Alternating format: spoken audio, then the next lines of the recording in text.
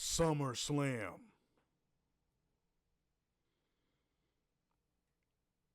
Acknowledge me.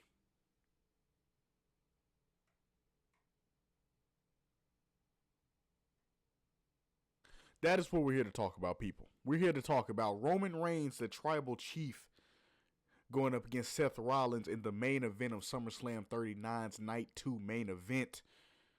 It was absolutely picture perfect of a match. I couldn't have imagined it going any better myself. I couldn't have, how you in your head, how you fantasy. If you're a wrestling fan, you know how you fantasy book things and fantasy, want to play things out. I couldn't have done that better myself, honestly. Like, I couldn't have played this match out any better. And this match, in my opinion, couldn't have went any better. Like, they explored all areas of, like, every possible way that this match could like everything that this match could include, they included. Like, every possible thing from the Shield, obviously, from the Shield tributes to the John Moxley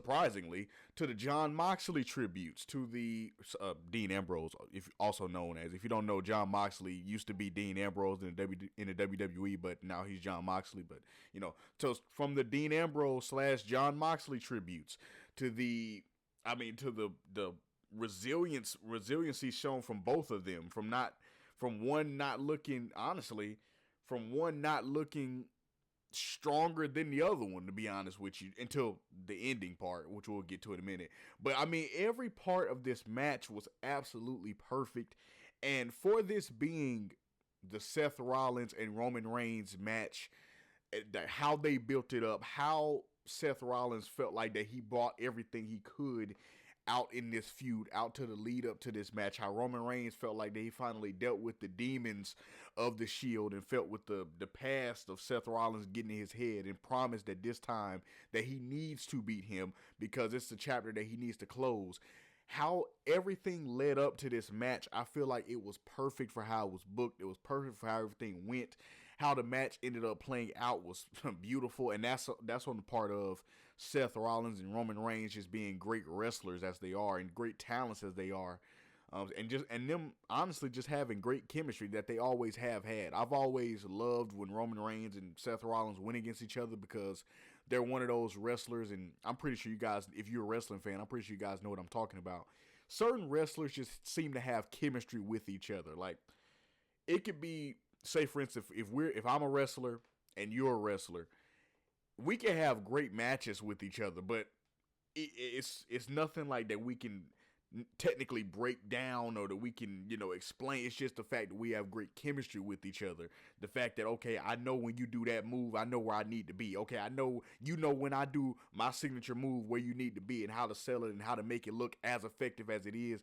You know how to make it look as impactful as it is. You know how to make me look strong. I know how to make you look strong. It's just one of those things to where we have chemistry with each other. And Roman Reigns and Seth Rollins have that chemistry down to a T. They have great chemistry in the ring, and it just made for a absolute perfect main event. And I'm going to let you guys know this right now. The whole pay-per-view overall, like SummerSlam overall, night 1, night 2, the whole pay-per-view overall, the whole SummerSlam weekend, it was a cool weekend, right? It was a great wrestling weekend, in my personal opinion. I liked the pay-per-view. I think it was a great pay-per-view overall. I got some of the results that I wanted to get, so it was a great pay-per-view for me overall. But no offense to any of the other wrestlers on this card. No offense to any other talents on this card, because they're all extremely talented. They're all WWE superstars. So it's no offense to anyone on this card, anyone that fought at SummerSlam, any WWE talent. Period. It's no offense to any of them, but in all due respect, none of those matches can come close to what Roman Reigns and Seth Rollins provided. At least I don't know what it did for nobody else, but I know for me, there is nothing that can come close to what Seth Rollins and Roman Reigns at night 2 in the main event of SummerSlam gave me as far as a great match, because it was great from start to finish. All the moments that were included in this match, it was, oh my God, it was perfect, to the point to where, honestly, during the course of the match, it was a point of the match, I swear to you guys, I promise you. It was such a good match. I didn't care what they were fighting for. I really did. Like, I know they were fighting for the World Heavyweight Championship, but it got to a point of the match where I was like, bump that World Heavyweight Championship. They could just fight like this, and I'd be cool with it. They don't have they could be fighting for pride at this point, and I'm cool with it. Like, I know they were fighting for the belt and stuff like that. That's cool. And I know that they have history over the title and stuff like that because, you know, Seth cashed in. And obviously, Seth cashed in for a title that wasn't this title. So they don't have history necessarily over this title. But Seth Rollins never felt like he lost the title anyway. He got hurt. But there is history involving Roman and Seth with a title belt, if y'all catch my drift. You know, there is history there. So I get they were fighting for the belt, and the belt had, you know, had a significant part in this whole rivalry and feud and match and stuff like that. That's great. But during the course of this match, I'm just being totally honest with y'all. I was like, I don't care what they fight for. Seth Rollins went outside the ring, and he, like, walked past the World Heavyweight Championship and, like, was looking at it. And in my mind, I was like, I know y'all fighting for that belt, but just seeing y'all just fight just off the strength is enough for me. Like, y'all don't have to fight for no belt for this to be a good match. Like, just the history there, y'all don't have to fight for nothing, and it can be a great match. So, it was a great match overall. Roman ended up retaining the World Heavyweight Championship. The Tribal Chief, the OTC, ended up retaining and beating Roman Reigns and finally closing the chapter on the book that was Seth Rollins and that was the Shield. And this match has so many things that I feel like that were necessary. 12 years ago, this 12-year feud that they have, it's been so much history. And as a Roman Reigns fan myself, and as a supporter of him myself, I love Roman Reigns, okay? He's the head of the table. I'm the chillest head of the table. So we got that in common. Acknowledge us, you know what I'm saying? But anyway, there was a loose end, as Wade Barrett on the broadcast said. There is a loose end, and all the commentators were talking about this. There was a loose end that needed to be tied up, and that was Seth Rollins and the Shield. And there was nothing that Roman Reigns could have done throughout his time as the Tribal Chief. There's no one that he could have beaten. There's no one that he could have managed to destroy and managed to destruct and managed to just get rid of in the most Tribal Chief way. There's no one that could have replaced that void of not having to properly close the chapter on Seth Rollins. There's no person that could have closed that chapter. Well, I'm sorry. And even that person that that is in AEW at the moment, so we're not even going to speak about him either. Even he wouldn't have closed the chapter on this properly. But there's no one that would have properly closed the chapter for Roman Reigns and would have tied up these loose ends, once again, like Michael Cole and Wade Barrett were talking about. These loose ends of Seth Rollins and the Shield needed to be tied from Roman Reigns' perspective. And they needed to, because one thing that I have always noticed, and it's obvious if you go back and look at any of the previous matches that Seth Rollins and Roman Reigns have had, and they've been in the ring together, there was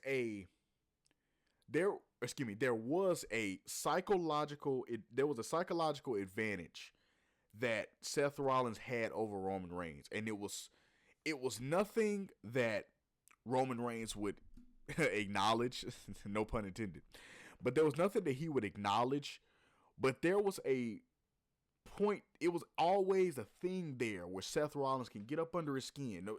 Like, pause on that. Yeah, pause on that, but there was something where he always could get him. He always can get him off his game. Like, and where no one else can get Roman off his game, Seth could, because he had one thing that Roman wasn't over yet. He had one thing that he couldn't quite get his mind off of yet. And that was always the Shield betrayal, him getting hit with that chair in the back. There was that he could never properly wrap his mind around and fully accept and just move on from it. Now, granted, he let that mold him into being the OTC, into being the Tribal Chief that we all know and love now. But still, even with that molding him and that molding him into the person that we do know now, it's he still wasn't able to come to grips with the fact that that happened and fully be okay with it, and not let it affect him to the point where it gets him off his game. Before last night, it still affected him. It still held a place in his heart. Put it like that.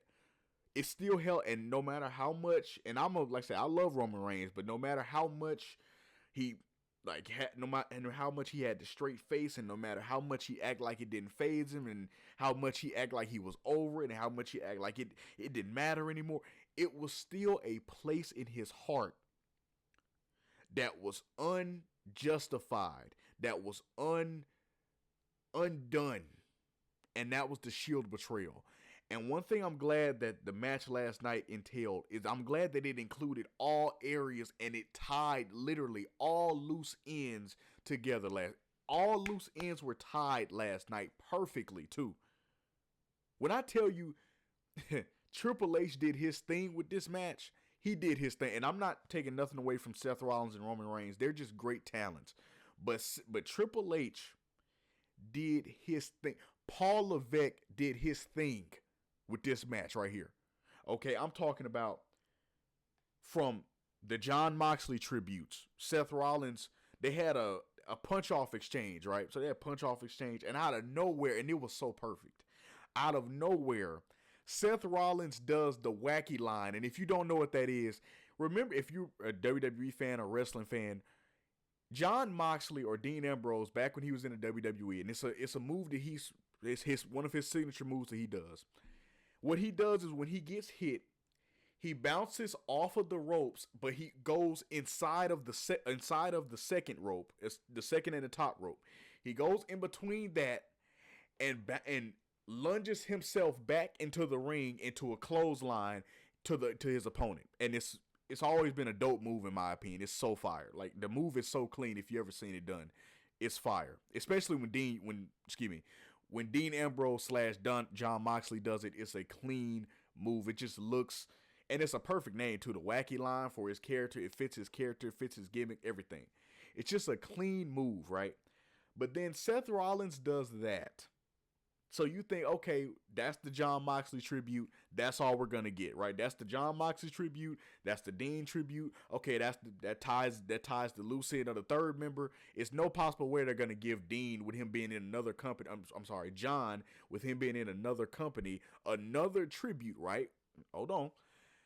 Seth Rollins picks Roman Reigns up, and he tries to give him the dirty deeds. Pause. Now, if you don't know what that is a DDT where Dean Ambrose / Jon Moxley would hold your arms behind your back and DDT you into the ring canvas. Okay, so it's a pretty devastating move. So, or at least it looks devastating. I know, oh, wrestling is fake, yeah, but the injuries are not fake at all. Okay, so when you go in there, you still have to be careful. They're still professional athletes, so let's be respectful. So it looks like a very devastating move, right? Seth tries to do that to Roman. Roman reverses that and actually does the dirty deeds on Seth. So now that's tying up once again the loose end of the third member, who was Dean Ambrose / Jon Moxley being in the Shield. And I love that spot because once again that tied up the loose end of the third member, who was Jon Moxley being in the Shield. But what that also did was that closed the chapter on them trying to ignore Jon Moxley. Because if you're a WWE fan or a wrestling fan, you know WWE has not been trying to acknowledge Jon Moxley or Dean Ambrose in any way. They cut him out of all of the feuds. They, if they possibly can, they leave him out of the little video packages they do. Like, they try not to pay no tribute to him at all because he's in another company. So they don't like to pay tribute to him. They don't like to give him no credit. None of that, right? They don't even, it got to a point to where they didn't even want, his wife at one point was still in the company. They didn't even want his wife to mention the fact that she was married to him at one point because he was in another company. So it's like that. So they really gave no credit to him in the past, but they literally tied up the loose end of the third member, Jon Moxley, last night as well. So that loose end was tied there. Okay, boom. But then the other loose end that I was excited about happened. There was a moment to where both of them were replicating each other's moves. So it was almost like a Twilight Zone type of thing. So Seth Rollins does the spear, which is Roman Reigns' move, and then Roman Reigns does the curb stomp, which is Seth Rollins' move.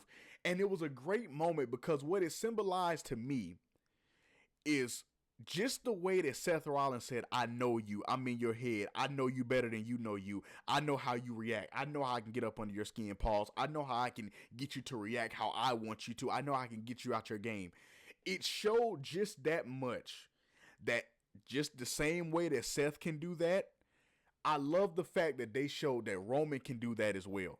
Roman can get inside his head too. Roman can figure out his game too. Roman knows what he's going to do as well. So it showed that they, like, as much as Seth tried to big up the fact that, oh, I know you and I can get you out your game, I can get in your head, I know your moves, I know everything about you.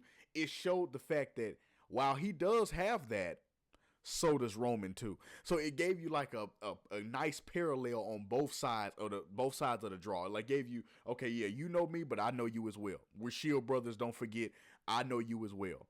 And then the whole thing about this feud was Roman saying that I am the one, acknowledge me, and you will forever be the two for multiple reasons.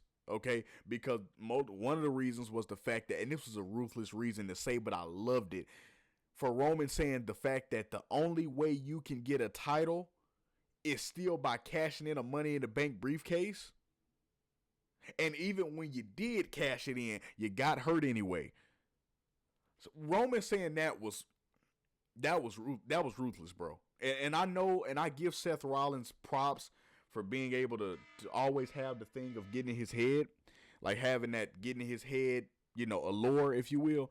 I appreciate Seth for always having that, but there was nothing possible that Seth Rollins could do that could dispute the fact that he has had injury troubles. He is very injury prone.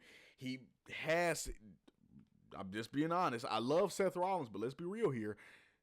The times where he did get the title, while not all of them, but a couple times where he did get the title twice, in just being real, 2 times that he has gotten the title did come off of Money in the Bank cash-ins.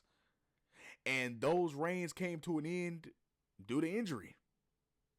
As terrible as that sounds, so I feel like that Roman did win the promo battle, but I love the fact that in the match, they actually made that mean something. I love the fact that they kind of almost like a boxing match, if you will. You guys know I'm a huge boxing fan. You know how they build up the fight, and they build up the fight during the press run and say, yeah, I'm going to beat you, Pauls, because of this, and I'm going to win on Saturday because of this and because of that and because of this. They have all these reasons, right? All this talk. It's a lot of talk, a lot of talk, a lot of, stuff being said back and forth, right? But when you get in that ring, it's just 2 competitors that are determined that they are not going to lose tonight. Just fighting. That's all it is. And that's what this match was. No matter what Roman said, no matter what Seth said, no matter how they tried to get in each other's head, no matter none of that. It was just 2 competitors with history competing against each other, determined, dead set on the fact that they are not losing tonight. That's what it was. And it led to a fantastic main event. 5-star in my personal opinion. 5-star match. And the best way they ended it was how they ended it. It was the best possible way. The best possible way they ended it was how they ended it. Roman Reigns does one spear. He does another spear. Now, he had good reasoning for it because the ref wasn't in the ring, so he was just spearing them because there wasn't nobody to count the pin anyway. But there was 3 members of the Shield, if you guys remember. Okay, there was 3 members of the Shield. He hit Seth Rollins with 3 spears. 1, 2, 3. Perfect, perfect way to end the match. 3 members of the Shield, 3 spears. That literally tied all loose ends, like Michael Cole and like all of them saying, like Michael Cole and Wade Barrett was saying. That literally tied all loose ends of the Shield, Roman, Seth Rollins feud, all of that. That tied the loose ends on everything. That rivalry, that feud is now dead set. It's in the past now. It's over. But it was a picture perfect way to end it. And the thing that like just capped it off is after the match, it wasn't no saltiness from Seth. It wasn't no bitterness from Seth. Obviously, he was mad he lost, but Seth ended it in the most classy way. Roman Reigns goes out in the middle of the ring, and he does the Shield fist bump thing, right? He holds his fist out to do the Shield thing. Seth Rollins is in the corner, and in my head, I'm thinking, you know what? I can't blame Seth Rollins if he just rolls out of the ring and just is like, you know what? Bump that. Like, bump that. Like, you beat me at SummerSlam. Like look, man, I'm not fist bumping with you after that. No, like, we ain't Shield brothers. We ain't none of that. I can't blame Seth Rollins if that was his mentality. I honestly can't. I can't blame him. But Seth Rollins looks up at Roman Reigns, and it takes him a while, but he gets up and he goes in the middle of the ring with Roman, and he puts his fist there. Pause. He puts his fist, combines it with Roman Reigns, and they do the Shield thing one last time, symbolizing that they're Shield brothers forever, and that this Shield feud, this Roman Seth feud, this back and forth thing that they've been doing for the last 12 years is finally over, and it's finally an end put to it. And that was the best way they could have ended it. And I love the fact that Triple H, after the pay-per-view was over, he said that the whole Jon Moxley, Dean Ambrose stuff was planned. It wasn't like an ad-lib kind of thing, which I kind of figured it was. But he was like, it was planned. It was, it just was necessary to put everything where it needed to be in the storyline and in the match. It just put everything where it needed to be, implementing Jon Moxley into this moment as well, which he deserved to be. So I just love the fact of how this match, how the things it entailed, the things that happened in the match, how things played out, the build up to the match. I love the fact how each competitor gave literally their absolute best. And I love the fact that both of them, like I said, it showed the fact that both of them can get into each other's head when they want to. Both of them. Like, Seth can get in his head, Roman's head, with the, wearing the gear. He wore it again. He wore the gear out to the ring, and, wore the Shield gear out to the ring. Now, it wasn't the Shield gear. It was like, it was the Shield gear, but it was a white vest. So it was kind of like a reincarnated Shield tactical vest kind of thing. So he wore like a Shield vest out to the ring, and the Shield Hounds of Justice mask and stuff like that. So he once again, he tried to get in his head, and Roman, for a little bit, kind of, you could tell it was starting to kind of weigh on him a little bit, but he didn't let it affect him. Like, Seth can get in Roman's head, yeah, but I'm glad that last night showed that so can Roman. Roman can get in Seth's head too when he really wants to. And there was a moment also, Roman could have got his revenge after 12 years for that chair shot to the back last night. And it was a clear shot, and Seth was expecting him to do it. And Seth was just like, come on, let's do it. Like, pause on that. But he was just like, yeah, go ahead and hit me in the back, because I know you've been wanting to do it for 12 years. Hit me in the back. Like, go ahead. And Roman looked at the chair, and he tossed it. I was like, nah, I'm good. Like, I don't need to do that. I'm over it now. So the match was freaking awesome, bro. Like, it was a great match, start to finish, an absolute classic, like I said. And I don't know what a 5-star match is, but I do know this: if that did not get 5 stars, I don't know how much better they can be than that. I don't. Like, I don't know how much better a match like that can be. Like, it was freaking perfect. It was a perfect match, start to finish, and it just was great overall. So huge shout out to, once again, huge shout out to Triple H, aka Paul Levesque, for booking this match and for allowing the match to go the way it did.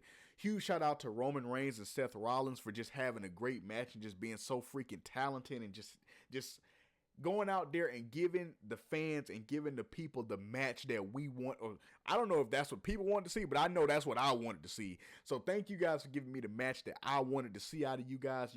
Y'all put on an absolute classic. It was great. It was beautiful. And I'm glad that all those loose ends are finally tied. So shout out to Roman Reigns for retaining the title. And once again, still being a tribal chief. Acknowledge me. You know what I'm saying? You know what I'm saying? And so look, just a great match overall. And 4,424 days later, that was literally when when the Shield debuted. 4,424 days later, finally, Roman Reigns and Seth Rollins put an end to this Shield story, man.